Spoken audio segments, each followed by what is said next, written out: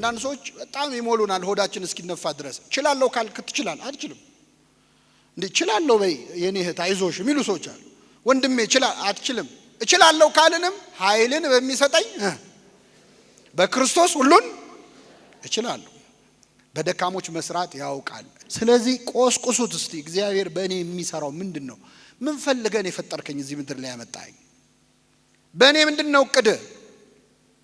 በማይረቡ ሰዎች ስትሰራ ይቻለው። ከኔ በላይ የማይረባ የለም። ታዲያ በእኔ ላይ ለምን አትሰራም? እስራኤልን ከግብጽ ነፃ ያወጣው ነብዩ ማን ነው? ሙሴ ነው። ሙሴ ኮልታፋ ነው። የእግዚአብሔር ቀን አይገርማችሁ? ኮልታፋ ሰው አሁን አፈ ጉባኤ ይሆናል ለምክር ቤት። እግዚአብሔር ግን አፈ ጉባኤ አድርጎ የመረጠው ኮልታፋው። ያንተ ምላስ ለኔ ምንም አይሰራም ነው። ሙሴ ደና ጉልበት እያለው አልሰራበትም። እግዚአብሔር 40 ዓመት ሙሉ በበረሃ በምድረ በዳ ኖረ። 80 ዓመት ሲሞላው እግዚአብሔር ሕዝቤን ነፃ አውጣለው። ስንት ዓመት ሲሞላ? መቼ ነው የሰራበት? እጸጳጦስ እግር ስር ወድቆ ሲደፋ ነው። ምድረ በዳ ላይ ሄዶ በረሃብ ሲቆላ ሲጾም መከራ ሲያይ ያኔ ሕዝቤን ነፃ አውጣለው። እግዚአብሔር ስራ የሚሰራው በእኛ ዕውቀት እንዳይመስለን፣ በእኛ ጉልበት እንዳይመስለን። እፉኝት የተባለች እባብ ሰው ትናደፍና ዘላ ውሃ ውስጥ ትገባለች፣ መርዙን ከሰውነቷ ለማውጣት ማለት። እናንተም ክፉ ስራ ሰርታችሁ ሰው ተናድፋችሁ ልትጠመቁ ወደ ዮርዳኖስ ወንዝ መጣችሁ። እናንተ የእፉኝት ልጆች ከሚመጣው ቁጣ እንድትሸሹ ማን አስተማራችሁ ብሎ ገስጿቸዋል። የሌላውን ድክመት የሌላውን ውድቀት እያየ የራስን በጎ ስራ የምታወራ ከሆነ ምድብ ከፈሪሳውያን ጋር ነው። እኛንን እኮ ቤተክርስቲያን ያሰራ ነው ብለው ሃይማኖት የቀየሩ ሰዎች አሉ። ለምን? ከስራ በፊት መሰራት ያለበት ሰውየው ነው አይደል? እያንዳንዳችን ውስጥ ያስቀመጠው ጸጋ አለ። እንድታነሳሳው እመክራለሁ። ከ12 ሐዋርያት 11 የገጠር ሰዎች ናቸው። የሰሜን እስራኤል የገሊላ ሰዎች ናቸው። ከ12 11 የገጠር ሰዎች፣ አንድ ነው የከተማ ሰው ያለው። እሱም ይሁዳ ነው። ይቅርታ አድርጉልኝ አዲስ አበባ ልጆች፣ ይሁዳ ነው የከተማ ልጅ። ኃይሌ በድካምህ ይገለጣል ብሎታል። እስኪ በሉ ኃይሌ በድካምህ። በቃ እግዚአብሔር በደካሞች ነው የሚሰራው። በስመ አብ ወወልድ ወመንፈስ ቅዱስ አሃዱ አምላክ አሜን። እናማት በስመ አብ ወወልድ ወመንፈስ ቅዱስ አሃዱ አምላክ አሜን። በስመ አብ ወወልድ ወመንፈስ ቅዱስ አሃዱ አምላክ አሜን። የልዑል እግዚአብሔር ቤተሰቦች፣ የእናታችን የእመቤታችን የቅድስት ድንግል ማርያም ወዳጆች በእግዚአብሔር ሰላምታ እንደምንዋላችሁ እንደምንዋላችሁ። አሜን። ምህረቱን ቸርነቱን አብዝቶ እስከዚህች ሰዓት ያደረሰን በእድሜያችን ላይ የዛሬዋን ዕለት ይችን ሰዓት ጨምሮ የሰጠን የአባቶቻችን አምላክ ልዑለ ባሕሪ እግዚአብሔር ስሙ የተመሰገነ ይሁን። እግዚአብሔር አምላካችን በቀሪው ሰዓት ከመካከላችን እንዲሆንልን፣ እንዲያስተምረን፣ እንዲመክረን፣ ምስጢሩና ጥበቡን እንዲገልጥልን የእርሱ ቅዱስ ፈቃድ ይሁንልን። እንኳን ለዚህ ማህበር 30ኛ ዓመት የምስረታ በዓል በሰላም አደረሳችሁ አደረሰን። በሚኖረን አጭር የትምህርት ጊዜ በዚህ በማቴዎስ ወንጌል ምዕራፍ 10 ላይ ምዕራፍ 9 ላይ ተጽፎ በሚገኝ የዚህ ሰሞን ቃለ እግዚአብሔር ተነስተን እንማራለን። የትምህርታችን ርዕስ የሚሆነው በዚያም ወራት ይጾማሉ የሚል ይሆናል። ከኔ ጋር በሉ፣ በዚያም ወራት ይጾማሉ። የማቴዎስ ወንጌል ምዕራፍ 9 ከቁጥር 14 እስከ 17 ያለው። በዚያን ጊዜ የዮሐንስ ደቀ መዛሙርት ወደ እርሱ ቀርበው እኛና ፈሪሳውያን ብዙ ጊዜ የምንጾመው ደቀ መዛሙርት ግን የማይጾሙት ስለምንድን ነው አሉት። ኢየሱስም እንዲህ አላቸው፣ ሚዜዎች ሙሽራው ከነርሱ ጋር እያለ ሊያዝኑ ይችላሉን? ነገር ግን ሙሽራው ከነርሱ የሚወሰድበት ወራት ይመጣል፣ በዚያም ጊዜም ይጾማሉ። ባረጀ ልብስ አዲስ እራፊ የሚያኖር የለም፣ መጣፊያው ልብሱን ይቦጭቀዋልና መቀደዱም የባሰ ይሆናል። ባረጀ አቁማዳ አዲስ የወይን ጠጅ የሚያኖር የለም። ቢደረግ ግን አቁማዳው ይፈነዳል፣ የወይን ጠጁም ይፈሳል፣ አቁማዳውም ይጠፋል። ነገር ግን አዲሱን የወይን ጠጅ በአዲስ አቁማዳ ያኖረዋል፣ ሁለቱም ይጠባበቃሉ ይላል። ስለ ቃሉ የአምላካችን ስም የተመሰገነ ይሁን። እንግዲህ አሁን ያለነው እንደምታውቁት ከሰባቱ አጽዋማት መካከል አንዱ የሆነውን ጾመ ሐዋርያትን እየጾምን ነው። በነገራችን ላይ ጾመ ሐዋርያት በመጽሐፍ ቅዱስ ወይም በሐዲስ ኪዳን በቀጥታ የተጻፈ ጾም ከሰባቱ አጽዋማት እኛ እንደምንጾመው የተጻፈው ጾም አሁን የጠቀስነው የሐዋርያት ጾም ነው። ቃሉ ሲጀምር እንደዚህ ይላል። በዚያን ጊዜ የዮሐንስ ደቀ መዛሙርት ቀርበው እኛና ፈሪሳውያን የምንጾመው ያንተ ደቀ መዛሙርት የማይጾሙት ለምንድን ነው አሉት ይላል። ከኔ ጋር ናችሁ? እግዚአብሔር ከሁላችን ጋር ይሁን። የማን ደቀ መዛሙርት? የማን ደቀ መዛሙርት? አትሰሙም አይደል? እስቲ አንዴ በሉ። የዮሐንስ ደቀ መዛሙርት። መጥምቁ ዮሐንስ ዛሬ 30ኛ ዓመቱን የሚያከብረው ማህበር የሚዘክረው የጌታ መንገድ ጠራጊ የሆነው መጥምቀ መለኮት ቅዱስ ዮሐንስ ነው። ዮሐንስ ተማሪዎች ነበሩት፣ ደቀ መዛሙርትን አፍርቷል። በጣም የሚገርመው ዮሐንስ ያገለገለው 6 ወር ያህል ነው። ስንት ወር? በ6 ወር አገልግሎቱ ለክርስቶስ መንገድ ጠርጓል። 6 ወር አገልግሎ የክርስቶስን መንገድ አመቻችቶለታል። እውነት ለመናገር ዮሐንስ ካገለገለበት ዓመት እኔ ኃጢአተኛው ያገለገልኩበት ዓመት ይበልጣል። እኛ 6 ዓመትም 16 ዓመትም አገልግለን ለክርስቶስ መንገድ መጥረግ አልቻለም። እንደውም መንገድ እየዘጋን በጣም አስቸግረ። እኛ ራሱ ጠራጊ ያስፈልገን። ዮሐንስ ግን ስንት ወር ነው ያገለገለው? 6 ወር። በ6 ወር አገልግሎቱ ለጌታ መንገድ መጥረግ የቻለ አገልጋይ ነው። በረከቱን ያሳድርብን። በነገራችን ላይ ስለ ዮሐንስ ስናወራ ስለ ተራ ሰው እያወራን አይደለም። ስለ አንድ ቅዱስ ብቻ እያወራን አይደለም። ዮሐንስ ውስጥ በጣም ብዙ ታሪክ አለ። ዮሐንስ ነቢይ ነው፣ ሐዋርያ ነው፣ ሰማዕት ነው፣ ሰባኪ ነው፣ አጥማቂ ነው። ስሙ አንድ ነው፣ ስራው ግን ብዙ ነው። በጣም አስገራሚ ነው። ክርስቶስ ራሱ ያመሰገነው፣ ለዮሐንስ መዝሙር የዘመረው፣ ለዮሐንስ ምስጋና ያቀረበ ነው እኛ እንዳይመስላችሁ። ራሱ መድኃኒታችን ኢየሱስ ክርስቶስ ምን ልታዩ መጣችሁ? ነቢይን ነው ልታዩ ወጣችሁት? እውነት እውነት እላችኋለሁ ከነቢይ የሚበልጠውን ከሴት ከተወለዱት ሁሉ መጥምቁ ዮሐንስን የሚያክል ሰው አልተነሳም ብሎ ክርስቶስ የመሰከረለት። ዮሐንስ ከአረጋውያኑ ከዘካርያስና ከኤልሳቤጥ ነው የተገኘው። እግዚአብሔር ልጅ ስጠን ልጅ ስጠን ልጅ ስጠን ብለው ሲለምኑት ለረጅም ዓመት እምቢ አላቸው። ልጅ አልሰጣቸው። መጨረሻ ላይ ካረጁ በኋላ ቅዱስ ገብርኤል መጥቶ ለኤልሳቤጥ ባል ለዘካርያስ ዘካርያስ ሆይ አትፍራ፣ ሚስት ኤልሳቤጥ ወንድ ልጅን ትወልድልሃለች አለው። ልብ አድርጉ። እነሱ ልጅ ለመውለድ የለመኑት ወጣት እያሉ ነው። እስኪያረጁ ድረስ ግን ልጅ አልሰጣቸው። ለምንድን ነው እግዚአብሔር ያዘገየው? በፈለገው ጊዜ መስጠት ይችላል አይችልም? ወጣት ሆነው ልጅ ቢሰጣቸው ይሻላል ወይስ ካረጁ በኋላ? እስቲ ወጣቶች ልጅ መውለድ የምትፈልጉት ወጣት ሆናችሁ ነው ወይስ ካረጃችሁ በኋላ? ወጣት ሆናችሁ አይደለ? ለማጫወትም ለማሳደግም ወጣት ሆኖ መውለድ ይሻላል። ዮሐንስ ግን የተሰጣቸው ለዘካርያስና ለኤልሳቤጥ እስኪያረጁ ድረስ ጠብቆ ነው። ለምንድን ነው እግዚአብሔር ካልቸገረው ለምንድን ነው ቀደም አድርጎ ያልሰጣቸው ካላችሁ ምክንያት አለው እግዚአብሔር።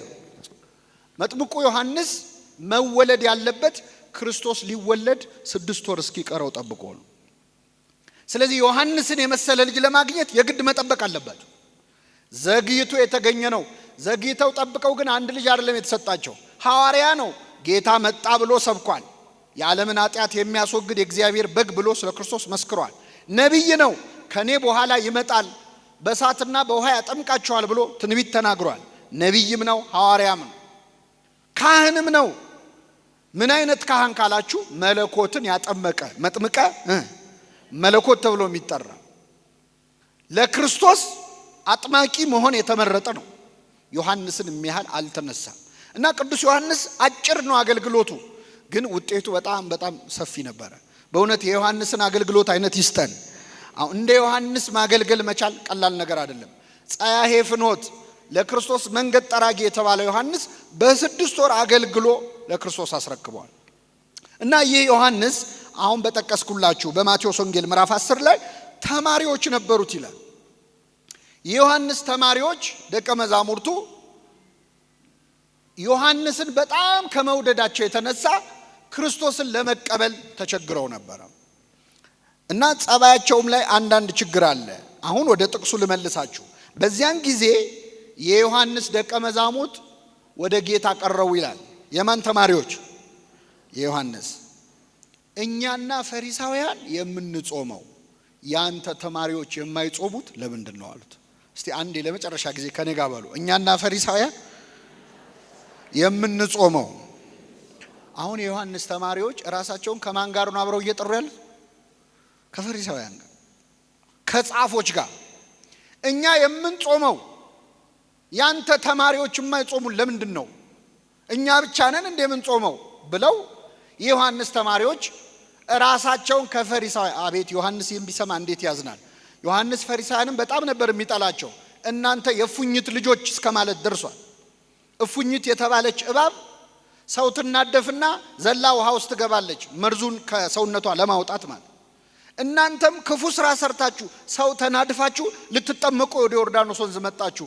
እናንተ የፉኝት ልጆች ከሚመጣው ቁጣ እንድትሸሹ ማን አስተማራችሁ ብሎ ገስጿቸዋል። እነዚህን የተለሰኑ መቃብሮች የፉኝት ልጆች ፈሪሳውያንን ከራሳቸው ጋር አድርገው እኛና ፈሪሳውያን እንጾማለን፣ ያንተ ተማሪዎች ግን ለምን አይጾሙም ማለት። ከፈሪሳውያን ጋር ከመደመር እግዚአብሔር በቸርነቱ ይጠብቀን። የዮሐንስ ተማሪዎች ሆነው ግን ድክመታቸው እንጾማለን ማለታቸው ነው። እኛ እንጾማለን፣ እኛ እንጸልያለን፣ እኛ እኮ እንዲያርገናል፣ እኛ እኮ እንዲሰርተናል ካልክ የዮሐንስ ተማሪ ብትሆንም ምድብህ ከነማን ጋር ይሆናል? ከፈሪሳውያን ጋር ይሆናል። ፈሪሳውያን የሰሩትን በጎ ስራ ማውራት ይወዳሉ። አሁን በዚህ ማህበር የምታገለግሉ ወንድሞቻችን እህቶቻችን የተሰባሰባችሁት በመጥምቁ ዮሐንስ ስም ነው። 30 ዓመት ብዙ ስራ ሰርታችኋል።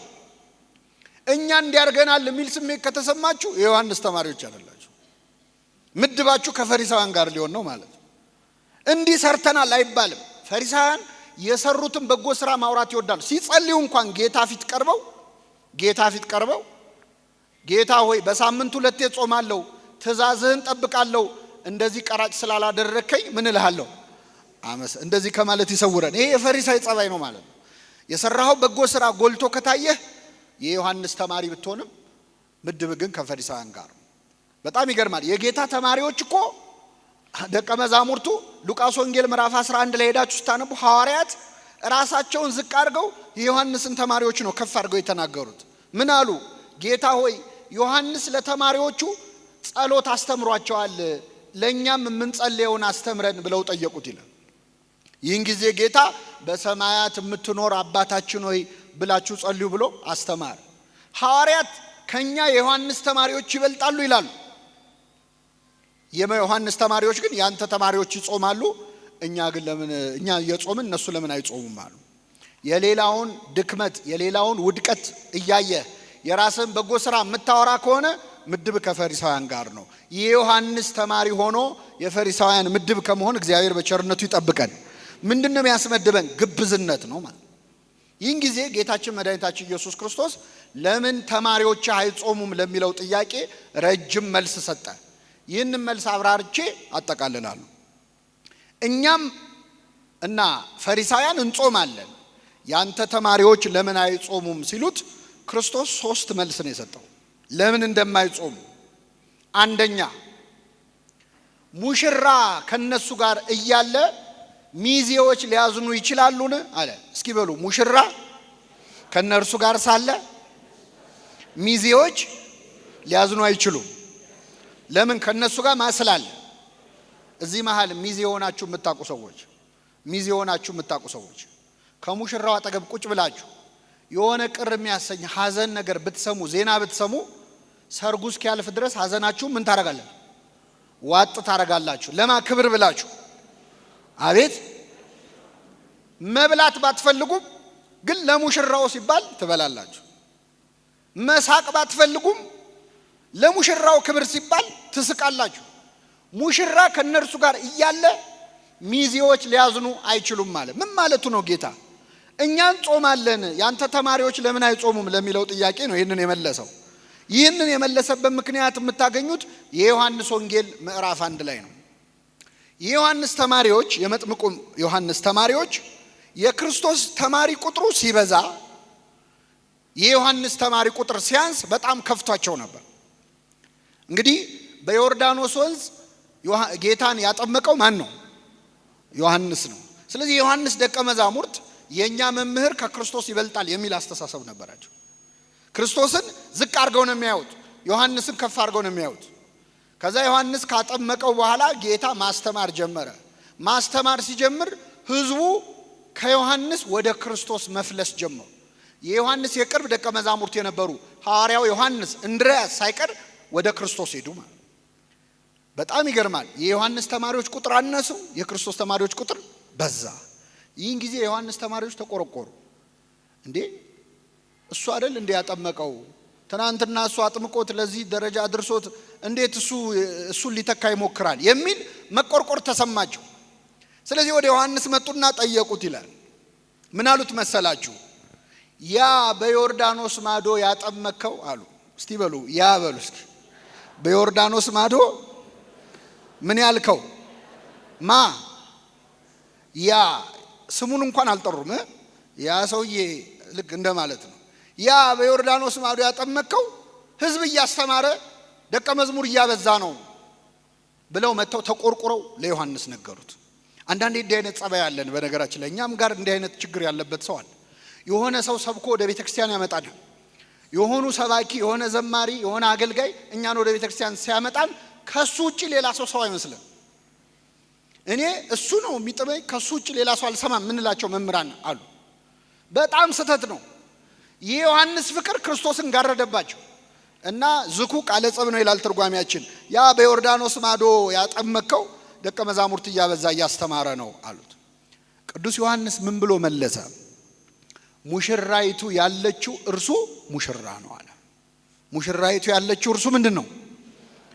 ቆሞ የሚሰማው ሚዜው በሙሽራው ድምፅ ደስ ይለዋል አለ። ምን ማለቱ ነው? ክርስቶስ ሙሽራ ነው፣ ህዝቡ ደግሞ እንደ ሙሽራይቱ እንደ ሴቷ ናቸው። ክርስቶስ ሙሽራ ነው። እኔ ሚዜ ነኝ አለ። አርኩ ለመራዊ ወይም የሙሽራው ሚዜ እኔ ነኝ። ስለዚህ ሙሽራይቱ ያለችው እርሱ ሙሽራ ነው። ከሰማይ ካልተሰጠው በቀር ማንም ሊቀበል አይችልም። እሱን ሄደው የሚከተሉት ከሰማይ ስለተሰጠው እሱም ከሰማይ ስለወረደ ነው። ሙሽራይቱ ያለችው እርሱ ሙሽራ ነው። ቆሞ የሚሰማው ሚዜው በሙሽራው ድምፅ ደስ ይለዋል። ይህ ደስታዬ ተፈጸመ። እሱ ሊልቅ እኔ ላንስ ይገባል። እስኪ በሉ እሱ ሊልቅ እኔ ላንስ ይገባል። ማን ነው እንዲህ ያለው? ዮሐንስ። ሙሽራ ስራው ምንድነው? ሙሽራይቱን ከሙሽራው ጋር ማገናኘት ነው አይደል? ነው አይደለም?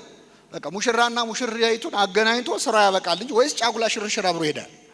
አይሄድም። ያበቃል ነገር አለ ማለት ነው። ከዛ በኋላ ከኖረ ሚዜ ስራው ሙሽራና ሙሽራይቱን ማገናኘት ነው።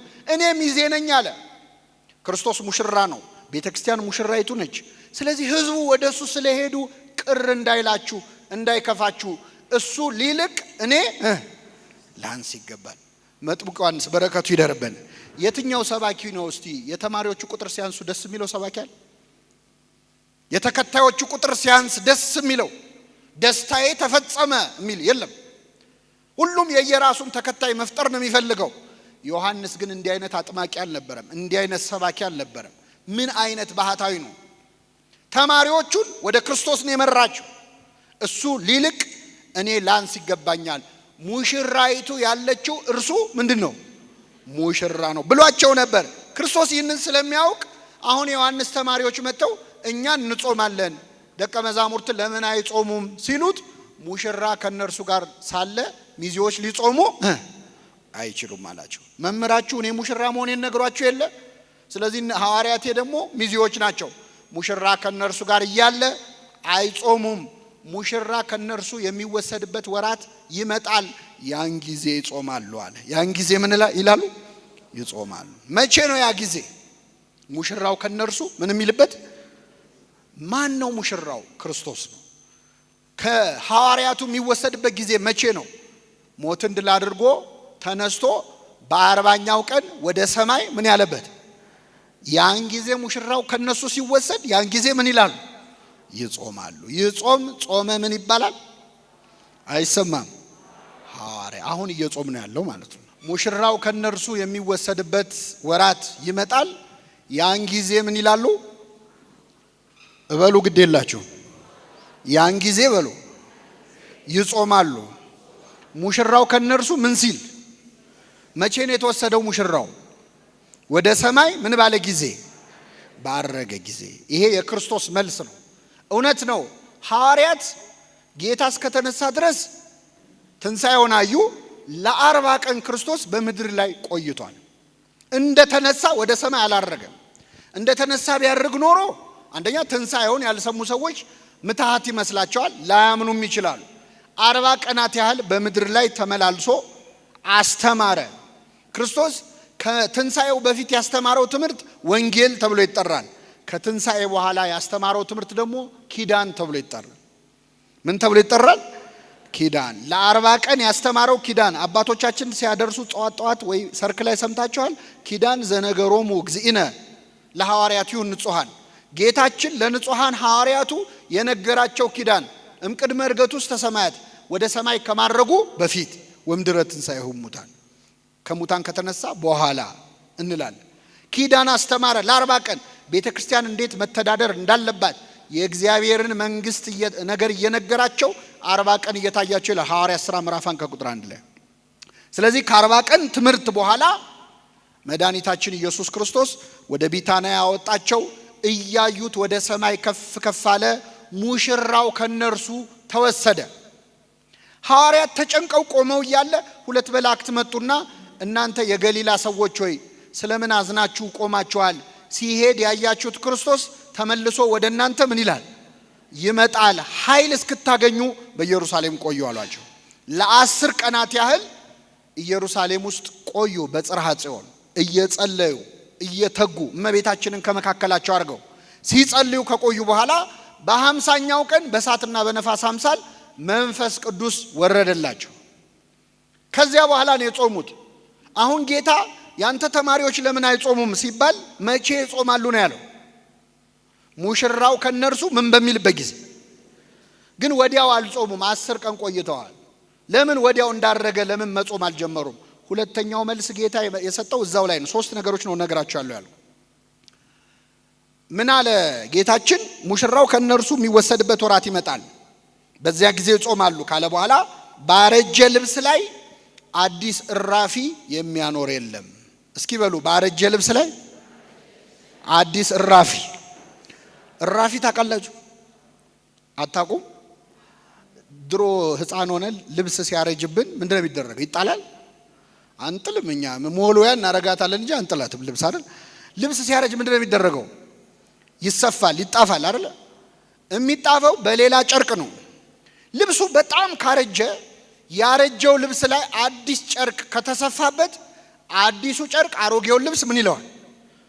አዎ የበለጠ ይቀደዳል ማለት። ስለዚህ ክርስቶስ እኔ ከነሱ ስለይ ሙሽራው አብሬያቸውኛ አይጾሙም አለ። እኔ ከነሱ ስለይ ሳርግ ይጾማሉ። አንድ ሁለተኛ በአሮጌ ልብስ ላይ አዲስ እራፊ የሚጨምር የለም። ይህች አዲስ እራፊ የተባለች ጾም ነች። ወይም ደግሞ አለ ሶስተኛ በአሮጌ አቁማዳ ላይ አዲስ ወይን ጠጅ የሚጨምርበት የለም። ምክንያቱም ሊፈነዳ ይችላል።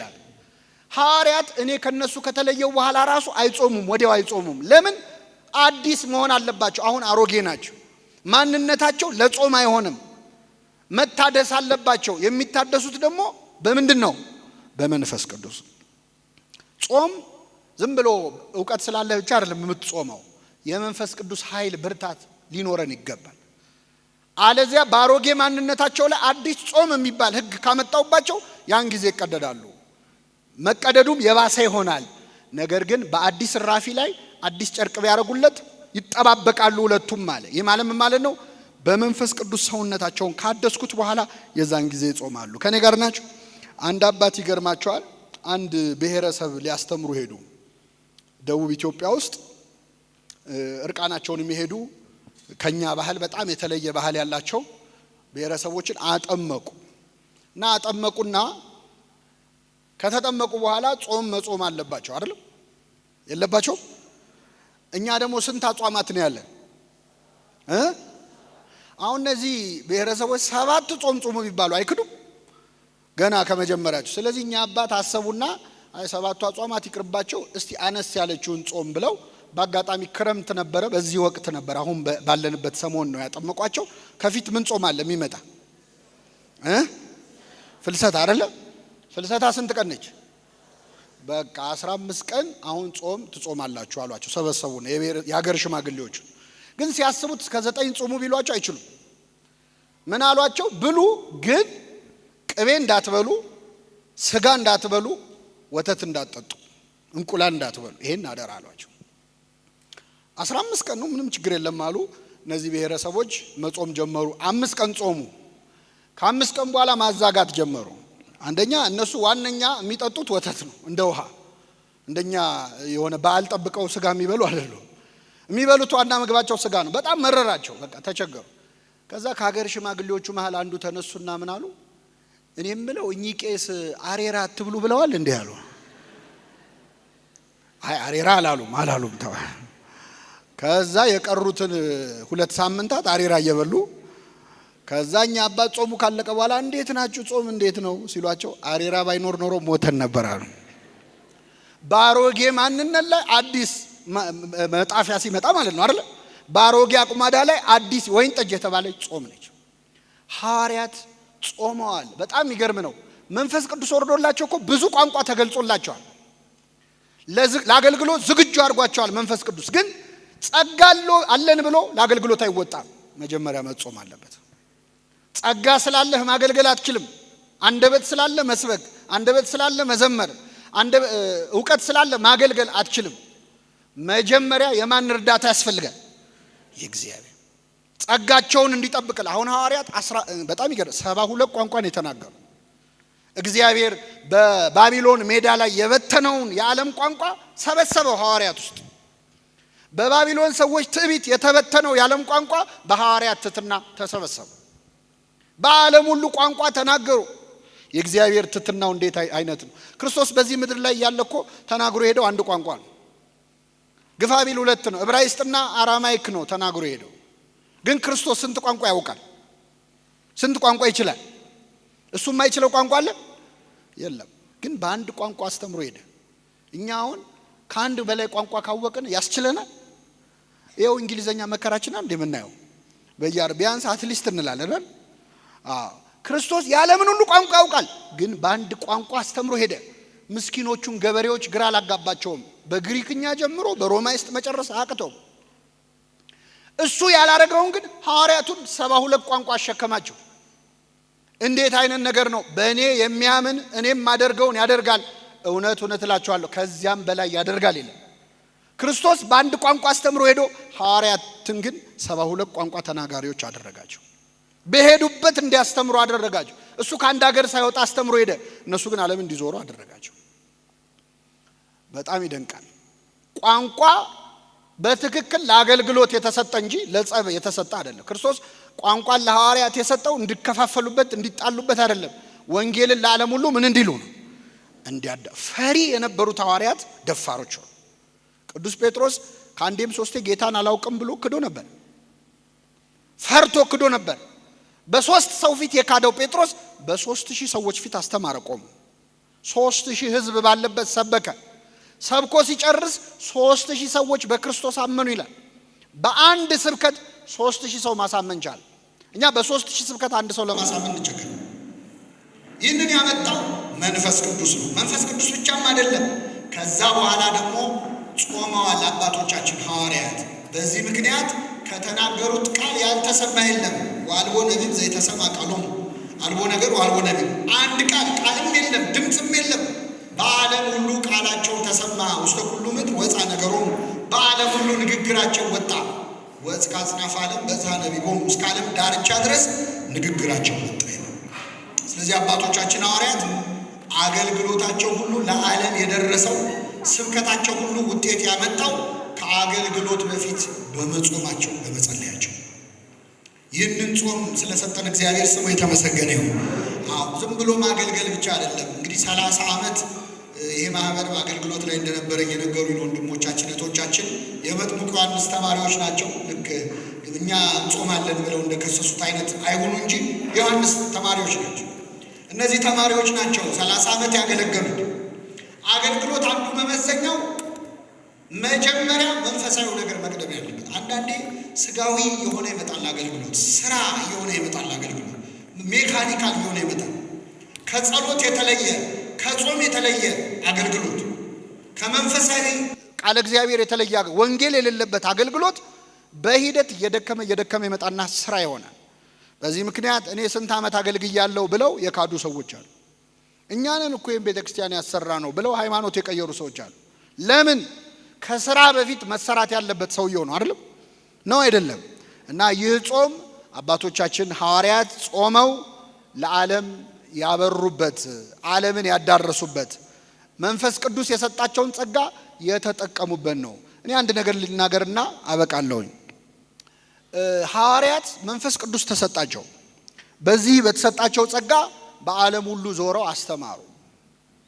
እኛ እዚህ አዳራሽ ውስጥ ያለን ሰዎችስ ጸጋችን ምንድን ነው? ለሐዋርያት የተሰጠ መንፈስ ቅዱስ ለኛ ተሰጥቷል? አልተሰጠም?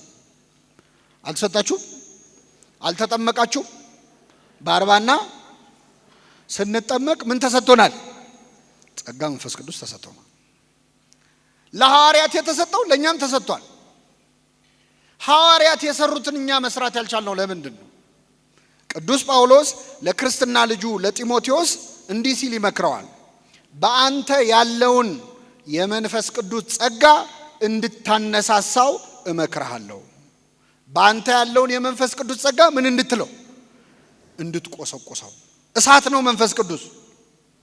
እሳት ካልተቆሰቆሰ አይነድም። ተዳፍኖ ከቀረ ምናልባትም ሊጠፋ ይችላል። እያንዳንዳችን ፈጽመን እስካልካድነው ድረስ ከኛ የማይለይ ጸጋ መንፈስ ቅዱስ በ40ና በ80 ቀናችን ተሰጥቶናል። በተሰጠን ጸጋ እንድናገለግል ግን ምን አለ? ባንተ ያለውን የመንፈስ ቅዱስ ጸጋ እንድታነሳሳው እመክርሃለሁ። ጸጋ ሲባል መዘመር፣ መስበክ፣ መቀደስ ምናምን ይመስላል። ይሄ የቤተክርስቲያን አገልግሎቶች ውስጥ ያሉ ስራዎች እሱ አይደለም። ብዙ ጸጋ አለ። የጸጋ ስጦታ ልዩ ልዩ ነው። መንፈስ ቅዱስ ግን አንድ ነው። ለአንዱ ትዕግስት ይሰጠዋል ጸጋ ሆኖ፣ ለአንዱ ንጽህና ይሰጠዋል፣ ለአንዱ መመጽወት ይሰጠዋል፣ ለአንዱ ማስተዳደር ይሰጠዋል። የግድ በቤተ ክርስቲያን ያለው አገልግሎት ብቻ አይደለም። መንፈስ ቅዱስ በ40ና በ80 ቀን ሲሰጠን ሁላችንም ላይ ይሰራል። እዚህ መሃል ጸጋ የሌለው ሰው የለም። ያለ ስራ የፈጠረው ሰው የለም። ከዚህ መሃል እግዚአብሔር በእኛ የሆነ ድንቅ ነገር ሊያደርግ ይፈልጋል። በጣም የሚገርመኝ ቤታችን የምንጠቀምበትን ቴሌቪዥን ማብራት ማጥፋት የምንጠቀምበት ሪሞት አለ አይደል? ከኔ ጋር ናችሁ? ምንድነው ሪሞቱ? ምንድነው የሚሰራው? እስቲ ያበራል፣ ያጠፋል፣ ሌላስ? ይቀይራል ቻናል፣ ሌላስ? ድምጽ ይቀንሳል፣ ድምጽ ይጨምራል። ወደ ኋላ ፊልም ወይ ምናምን ከሆነ ወደ ኋላ ማድረግ ይችላል አይደል? ወደፊት ያደርጋል። ሌላ ስራ የለውም። እላዩ ላይ ያሉት ነጠብጣቦቹ የሚነኩት ነገሮች ትንሽ ናቸው ብዙ ናቸው? እኛ የምንጠቀመው ግን 5 አይሆን። ብዙዎቻችን የምንጠቀመው ማጥፋት፣ ማብራት፣ ድምጽ መቀነስ፣ ድምጽ መጨመር፣ ወደ ኋላ ወደፊት። የቀሩት ምንድነው የሚሰሩት? እስቲ ቤት ሂዱና ያዋቸው። ምን እንደሚሰሩ ሳናቅ ልንሞት ነው። ገዝተነው ገንዘብ አውጥተንበት ያ ሁሉ ጠቅ ሲደረግ የሚሰራ በጣም ብዙ ነገር አለው፣ ግን አልተጠቀምንበትም። ሪሞት ውስጥ ችግር የለውም። እኛ ራሳችን እኮ እንደዛ ነን። እግዚአብሔር የሰጠን ጸጋ በጣም ብዙ ነው፣ ግን የምንችለው ማብራት፣ ማጥፋት፣ መተኛት፣ መነሳት፣ ድምጽ መጨመር፣ መጮህ ማለት ነው፣ ድምጽ መቀነስ እንደውም አንዳንዶቻችን ሪዋይንድ ነው ወደ ኋላ እየሄድን ስለ ትናንት ህይወታችን ማውራት፣ የትናንት ቁስላችንን እየጎለጎሉ ማውጣት። ወደፊት መሄድ የለም። ብዙዎቻችን ወደ ኋላ ነው ራሱ ወደ ኋላ የሚሰራ ሪሞት ማለት እኛ ነው። ሌሎቹስ ቢነኩ ብዙ ተአምር የሚሰሩ ነገሮች ተሰጥቶናል። እግዚአብሔር እያንዳንዳችን ውስጥ ያስቀመጠው ጸጋ አለ። እንድታነሳሳው እመክርሃለሁ። አንዱ መጥምቁ ዮሐንስ ነው ለክርስቶስ መንገድ የጠረገው። በእድሜ ትንሽ ነው፣ በአጭር ጊዜ ነው ያገለገለው። ዮሐንስ 6 ወር አገልግሎ የሰራውን ስራ እኛ 6 ዓመት አገልግለን ለምንድን ያቃተን? ባንተ ያለውን የመንፈስ ቅዱስ ጸጋ እንድታነሳሳው እመክርሃለሁ። ጸጋ ሲባል የንግግር ችሎታ ምናምን አይደለም። በጣም መጽሐፍ ቅዱስ ላይ ያሉ ዋና ዋና ስራ የሰሩ ተናጋሪዎች ንግግር የማይችሉ ሰዎች ናቸው። ለምሳሌ እስራኤልን ከግብጽ ነፃ ያወጣው ነብዩ ማን ነው? ሙሴ ነው። ሙሴ ኮልታፋ ነው። የእግዚአብሔር ቀን አይገርማችሁ? ኮልታፋ ሰው አሁን አፈ ጉባኤ ይሆናል ለምክር ቤት። እግዚአብሔር ግን አፈ ጉባኤ አድርጎ የመረጠው ኮልታፋው። ያንተ ምላስ ለኔ ምንም አይሰራም ነው። ሙሴ ደና ጉልበት እያለው አልሰራበትም እግዚአብሔር። ትዝ ይላችኋል? ሙሴ ቤተ መንግስት ውስጥ ነበረ፣ ለፈርዖን ቅርብ ነበረ፣ የግብጽን ቋንቋ ያውቃል። ስትራቴጂካሊ ጥሩ ቦታ ላይ ነው ያለው። እስራኤልን ነፃ ሊያወጣ ሲሞክር ግን አላወጣቸው። ወጣት ነው፣ ለእስራኤላዊው አግዞ ግብፃዊውን ገደለው። እንኳን እሱን ነፃ ሊያወጣ እሱም ስደተኛው ነው፣ ተባረረ። 40 ዓመት ሙሉ በበረሃ በምድረ በዳ ኖረ። 80 ዓመት ሲሞላው እግዚአብሔር ሕዝቤን ነፃ አውጣለው። ስንት ዓመት ሲሞላ? አሁን ለሥራ የሚመቸው ከ40 ዓመትና ከ80 ዓመት የትኛው? ደና ጉልበት ያለው መቼ ነው? አልፈልግም አለ እግዚአብሔር። አይፈልግም። ያንተ ጡንቻ ለኔ ምንም አይሰራም። ግብጽ ውስጥ ስትራቴጂካሊ ቤተ መንግስት ውስጥ እያለ የፈርዖን ቋንቋ ተናጋሪ አልፈልግም። መቼ ነው የሰራበት? እጸጳጦስ እግር ስር ወድቆ ሲደፋ ነው። ምድረ በዳ ላይ ሄዶ በረሃብ ሲቆላ ሲጾም መከራ ሲያይ ያኔ ህዝቤን ነፃ አውጣለሁ። እግዚአብሔር ስራ የሚሰራው በእኛ እውቀት እንዳይመስለን፣ በእኛ ጉልበት እንዳይመስለን፣ በእኛ ንቃተ ህሊና። እኔ በቤተ ክርስቲያን ለሰበካ ጉባኤም ለማህበራትም ጥሩ ሰው ይመረጥ ይባላል። አንዳንዴ የተማሩ ትልቅ ስልጣን ያላቸው ምናምን ሰዎች ደና ድሪም ቲም የሚባል ደና ሰው ይሰብሰብ ይባልና ተሰብስበው ተበጣብጠው ይበተናሉ። ለምን? እግዚአብሔር በእኛ እውቀት አይሰራም። በትሁታን ነው እግዚአብሔር የሚሰራው። እችላለሁ በሚሉ ሰዎች ሰርቶ ያውቅ። በታሪኩ ሰርቶ ያውቅ። 12 ሐዋርያት አሁን ጾማቸውን ምን ጾምላቸው የምሁራን ስብስብ መሰሏችሁ? እንደ የሰለጠኑ ሰዎች አይደሉም። ከ12 ሐዋርያት 11 የገጠር ሰዎች ናቸው። የሰሜን እስራኤል የገሊላ ሰዎች ናቸው። ከ11ዱ ማነው? ከ12ቱ 11ዱ የገጠር ሰዎች፣ አንድ ነው የከተማ ሰው ያለው። እሱም ይሁዳ ነው። ይቅርታ አድርጉልኝ አዲስ አበባ ልጆች፣ ይሁዳ ነው የከተማ ልጅ። ትቢቱም አልተቻለ መጨረሻ። ኮልታፎች፣ ንግግራቸው አንደበታቸው ርቱ ያልሆነ ፈሪዎች፣ ተጠራጣሪዎች፣ በእነሱ ድክመት እግዚአብሔር ስራ ሰራ። ኃይሌ በድካምህ ይገለጣል ብሎታል። እስኪ በሉ ኃይሌ በድካምህ። በቃ እግዚአብሔር በደካሞች ነው የሚሰራው። ባለቅኔ ነው። በቃ ከስግ እንዴ ኤልያስን የመገበው ቁራ ነው። የእግዚአብሔር ቅኔ እኮ ይገርማል። ለኤልያስ ጧት ስጋ እያመጣ ያበላው ቁራ ነው። እንደው ካልጠፋ ወፍ ማለት ነው። ስጋ መስጠት የማይፈልግ ወፍ ማን ነው? ቁራ ሲመነትፍ እንጂ ሲያቀርብ አይታችሁ ታውቃላችሁ? እግዚአብሔር ቅኔው አያችሁ። እንደ ቁራ ካሉ ስግብግቦች ነጥቄ ሰጣችኋለሁ እኮ እያለ እኮ ከተንገበገቡ ሰዎች እንደውም ከማይወጣ ቁራ እኮ የገዛ ልጆቹን አያሳድግም። የቁራ ልጆች የሚያበላቸው አጥተው ሲያለቅሱ የሚመግባቸው ማን ነው ይላል መጽሐፈ ኢዮብ ላይ። ግን ልጆቹን የማይመግበውን ቁራ እግዚአብሔር መጋቢያ አስተናጋጅ አደረገው። ጠዋትና ማታ እየመጣ ለኤልያስ ስጋ አቀረበለት። ስለዚህ እግዚአብሔር የሚሰራው በቸርነቱ እንጂ በእኛ እውቀት በእኛ ትጋት አይደለም።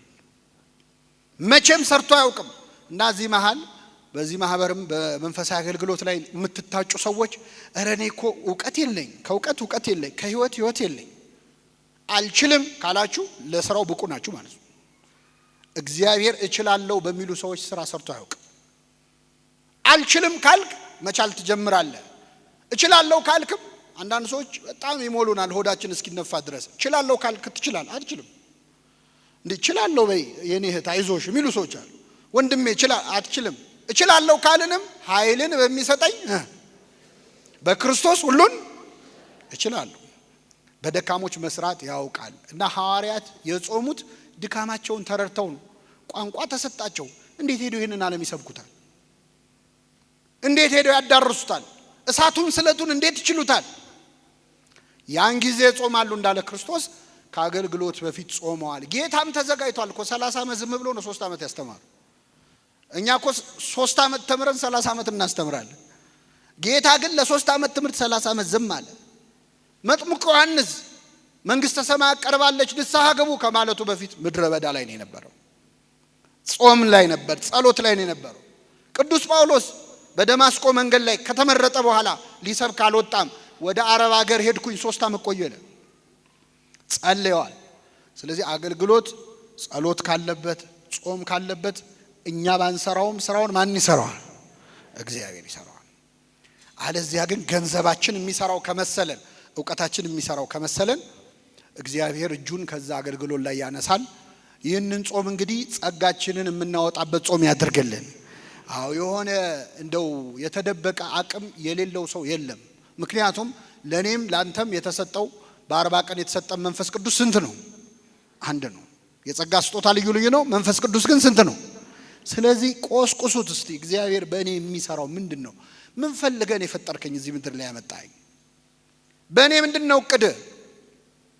በማይረቡ ሰዎች ስትሰራ ይቻለው ከኔ በላይ የማይረባ የለም። ታዲያ በእኔ ላይ ለምን አትሰራም ብለን የምንጠይቅበት ጾም ያድርግልን። የሰማነውን በልቡናችን ያሳድርብን።